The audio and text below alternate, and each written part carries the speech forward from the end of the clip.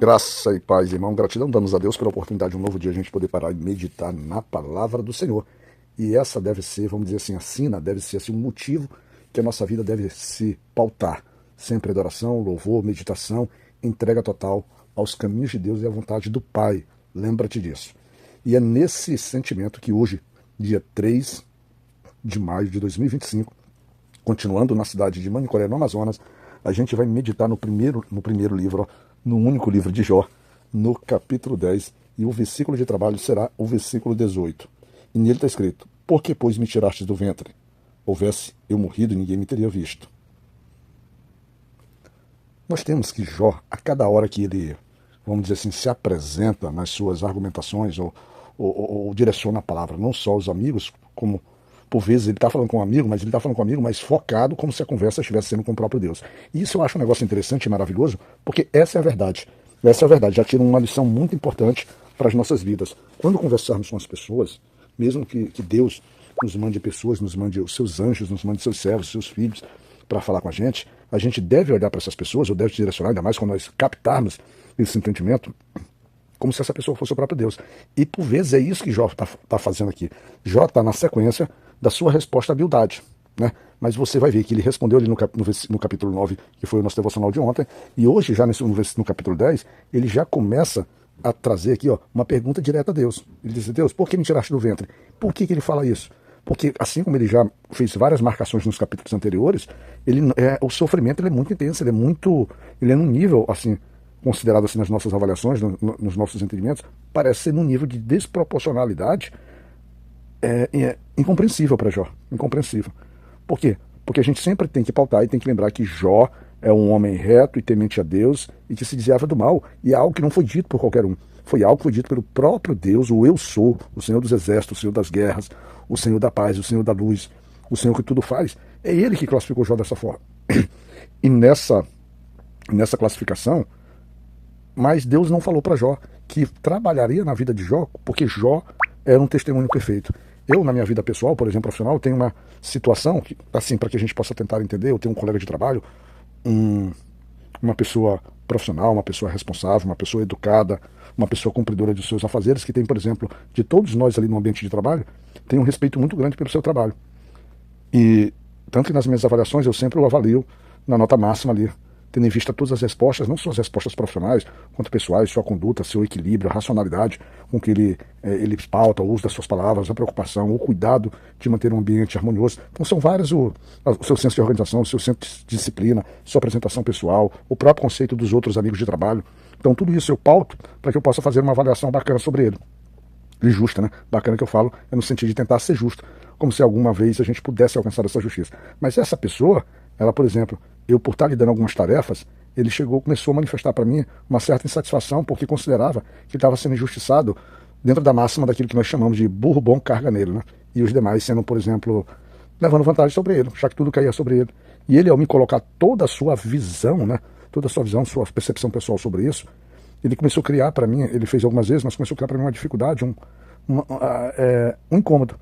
Porque eu comecei a questionar se eu deveria ou não passar determinadas missões para ele.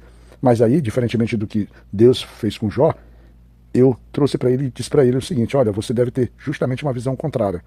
Porque se eu estou passando a missão para você, dentro de uma possibilidade de não estar exatamente no teu campo de atuação, mesmo que toda a nossa sessão, todas as atividades da nossa sessão, ela é pautada pela sessão como um todo, a gente divide por algumas formas os trabalhos de uma forma até mais prática para poder direcionar e não sobrecarregar ninguém, mas que deveria se sentir valorizado porque eu olhava nele uma concepção diferenciada de trabalho. Não que eu olhasse para os outros de uma forma ruim, que todos na equipe, graças a Deus, são pessoas com características muito semelhantes ao desse jovem.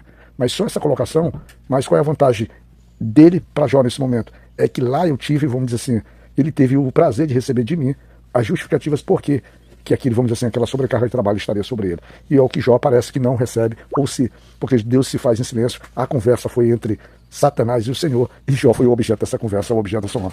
Então Jó, ele vem e traz a sua súplica. Quando a gente fala no versículo 1, Jó mantém ali o seu passo firme, o seu passo onde ele diz assim: a minha alma tem tédio da minha vida, darei livre curso à minha queixa, falarei na amargura da minha alma. Ou seja, continuo amargoso, continuo triste, continuo incompreendido sobre o que está acontecendo comigo, Senhor. Então Jó, ele se vê E aí ele vai trazer, como ele sempre está trazendo aqui, várias situações que reconhece o poder de Deus, inclusive que Deus é o criador dele. Foi Deus que o trouxe, foi Deus que revestiu de pele, de ossos, né, de entendimento, de discernimento, de força de trabalho. Mas aí, diante do que ele está passando, diante da dificuldade, diante da, vamos dizer assim, da impossibilidade de solução, e principalmente diante de uma certeza que ele está caminhando para o caminho da morte, e para um caminho de uma morte de uma forma que talvez nem os ímpios normalmente andavam, Jó, ele registra aqui na sua amargura esse descontentamento. É tanto que Jó, ele lá no versículo 3, ele diz assim, ó, porém estas coisas as ocultaste no teu coração. Bem sei eu, isto esteve comigo.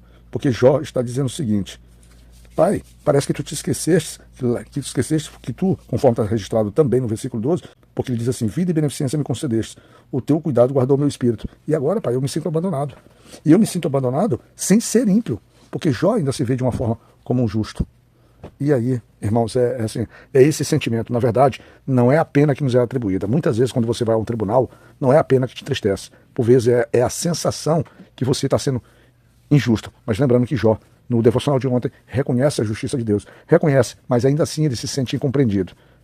Porque ele está sendo tratado como ímpio e no coração de Jó, essa impiedade, essa iniquidade não existe. E por vezes é assim que a gente vai funcionando. Jó é uma das principais características para mim, dos nossos devocionais que eu tenho procurado passar, é a fidelidade das palavras de Jó em relação ao Senhor. Jó não esconde seus sentimentos, mas Jó mesmo dando com seus sentimentos, dando com seu corpo mutilado, talvez com seu coração e seu espírito abatido, até entristecido, mas Jó ainda se mantém com fidelidade, com respeito e com temor ao Senhor. E por vezes, quando a gente nas nossas vidas diárias temos os nossos sentimentos, o nosso espírito abatido, a nossa pessoa afrontada, a gente, ao falar com as pessoas que nos causaram isso, principalmente na nossa casa, a gente acaba sendo injusto e começa a usar palavras pesadas.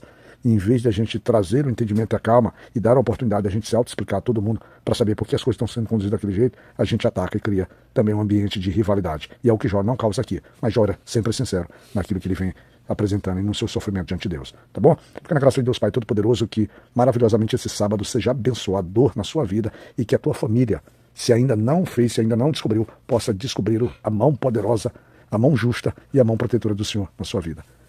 E que Deus nos cuide, meu irmão.